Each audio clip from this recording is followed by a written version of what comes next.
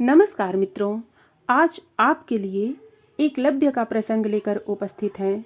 मित्रों, प्रसंग में आगे बढ़ने से पहले आप हमारे चैनल को अवश्य सब्सक्राइब कर लेना, वीडियो को लाइक और अपने मित्रों से शेयर करना, एक छोटा सा कमेंट्स लिखकर हमारा उत्साहवर्धन तो जरूर करना मित्रों। तो आइए आनंद लेते हैं कहानी का। एक पेड़ पर कुछ बच्चों को सिंदूर जैसा लाल एक फल लटकता हुआ दिखाई पड़ा। सभी बालक उसे पाने के लिए चेष्टा करने लगे, किंतु फल इतनी ऊंचाई पर था कि किसी प्रकार हाथ नहीं लगा। उसी में से एक बालक बोला, तुम लोग व्यर्थ क्यों समय बर्बाद कर रहे हो? तीर तो हाथ में है, क्यों नहीं गिरा लेते? बात कहते ही तीरों की बौछार होने लगी। किसी का भी तीर फल पर नहीं लगा। वह बालक खड़ा खड़ा सारा तमाशा देखता रहा।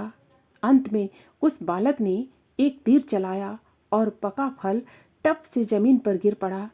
इससे टोली में उसकी धाक जम गई। मित्रों, आप जानते हैं कि वह बालक कौन था? वह बालक एकलव्य था। हस्तिनापुर के निकट वन में एक बस्ती का सरदार हिरण्यधेनु था। उसका प्रभाव अधिक था, इसलिए समूह के लोग उसे राजा कहा करते थे। एकलव्य उन्हीं का पुत्र था। एकलव्य ने मन लगाकर अभ्यास करना आरंभ किया। दिन दिन भर जंगल में सूक्ष्म निशानों पर तीर चलाने का अभ्यास किया करता था और कुछ दिनों बाद तीर चलाने में उसकी बराबरी करने वाला हस्तिनापुर के आसपास कोई नहीं रह गया। एकलव्य और भी अधिक निपुणता प्राप्त करना चाहता था, परंतु कोई साधन दिखाई न देता था। इसी बीच उसे पता चला कि हस्तिनापुर में राजकुमारों को बाण विद्या की शिक्षा देने के लिए कोई बड़े आचार्य आए हैं। इनके समान बाण विद्या में दक्ष उस समय कोई नहीं था। उसके मन में आया कि मैं भी क्यों न उन्हीं से चलकर सीखूं, पर तुरंत ही उसने सोचा कि वे तो राजकुमारों के गुरु हैं, मैं निर्धन हूँ, मुझे वह सिखाएंगे कि नहीं, यह शंका उसके मन में बनी रही। फिर भी उसने भाग्य की परीक्षा लेनी चाहिए और वह हस्तिनापुर के लिए चल पड़ा। हस्तिनापुर में गुरु द्रोण राजकुमारों को बाण चलाने की कला सिखाते थे। वे बाण विद्या के आचार्य थे, इसलिए उनका नाम द्रोणाचार्य हो गया। कहा जाता है कि उनके जैसा बाण चलाने वाला कोई नहीं था। दोपहर के समय कुरु तथा पांडु वंश के राजकुमार और अन्य प्रांतों के राजकुमार बाण चलाने का अभ्यास कर रहे थे। रंगभूमि के भीतर जाने का साहस न होने के कारण एकलव्य वहां पहुंचने के बाद वहीं खड़ा खड़ा राजकुमारों का अभ्यास देखने लगा और देखने में इतना लीन हो गया कि अपने को भी भूल गया। राजकुमारों में बाण चलाने में अर्जुन सबसे श्रेष्ठ थे। एकलव्य ने देखा कि एक खूंटे पर मिट्टी की एक चिड़िया रखी है तथा थोड़ी दूर पर दूसरे खूंटे पर तीर की एक चूड़ी लगी थी। निश्चित दूरी से इस प्रकार तीर चलाना है कि वह चूड़ी के भीतर होता हुआ चिड़िया के आंख भेद दे।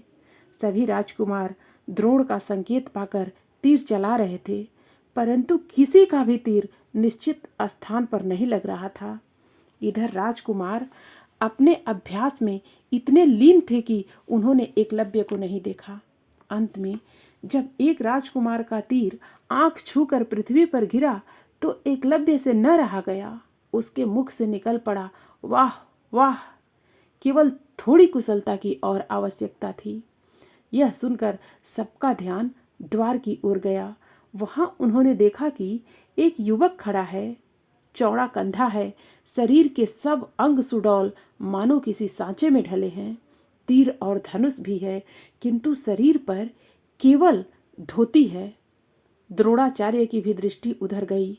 सब लोग एकटक उधर देखने लगे। आचार्य ने उसे संकेत से बुलाया। एकलव्य उनके पास गया और चरण छूकर प्रणाम करके खड़ा हो गया। द्रोणाचार्य ने ध्यान से उसे सिर से पांव तक देखा और पूछा, तुम निशाना लगा सकते हो?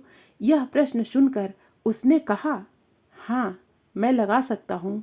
और फिर कुछ पूछे बिना ठीक स्थान पर जाकर उसने तीर चलाया और तीर आंख बेधता हुआ निकल गया। सब लोग चकित हो गए। द्रोणाचार्य के पूछने पर उसने अपना नाम एकलव्य बताया। द्रोणाचार्य इस बालक के कौशल से प्रसन्न हुए। परिचय पूछने के बाद आने का कारण पूछा। एकलव्य ने धनुर्विद्या सीखने की अभिलाषा व्यक्त की। द्रोणाचार्य ने इस विषय में अपनी विवशता व्यक्त की। एकलव्य की सारी आशाएं क्षण भर में नष्ट हो गईं। बड़ी निराशा और दुख भरे स्वर में उसने कहा, मैं तो आपको गुरु मान चुका हूँ। इतना कहकर उनके चरण छूकर वह चल दिया। जंगल में एक स्थान पर उसने द्रोणाचार्य की मिट्टी की मूर्ति बनाकर स्थापित की। वह प्रातःकाल और संध्या समय उसकी पूजा करता और दिन भर बाण चलाने का अभ्यास करता। बहुत दिनों के बाद जब राजकुमार बाण विद्या में निपुण हो गए तब जंगल में शिकार खेलने गए। घोड़े पर ये लोग एक हिरण का पीछा कर रहे थे कि अचानक बाणों की वर्षा हुई और जो जहां था वहीं रह गया। राजकुमार घोड़ों से उतरे। उन्होंने देखा कि घोड़े के पैरों के चारों ओर बाण पृथ्वी में घुसे हैं। घोड़े चल नहीं सकते। आगे बढ़ने पर जटाधारी एक युवक मिला जो मूर्ति के सम्मुख बैठा था। राजकुमारों ने पूछा, श्रीमन, आपने धनुर्विद्या कहाँ से सीखी?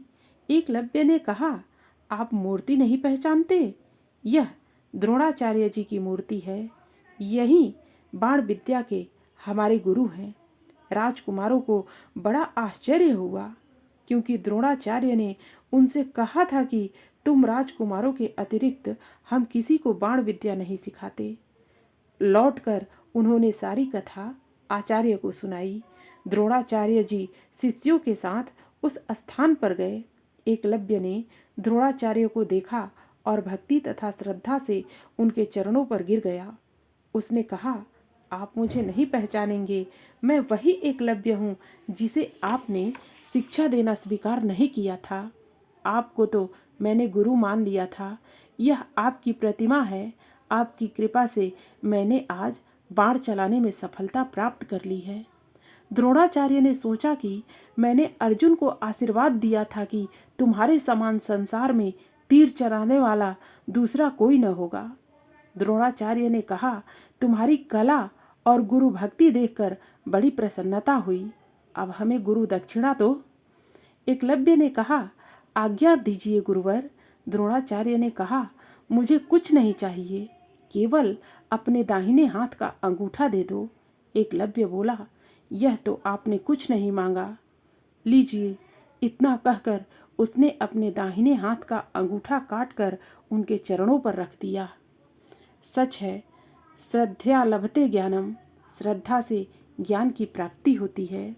मित्रों, फिर मिलते हैं अगली प्रस्तुति में नई कहानी के साथ। धन्यवाद।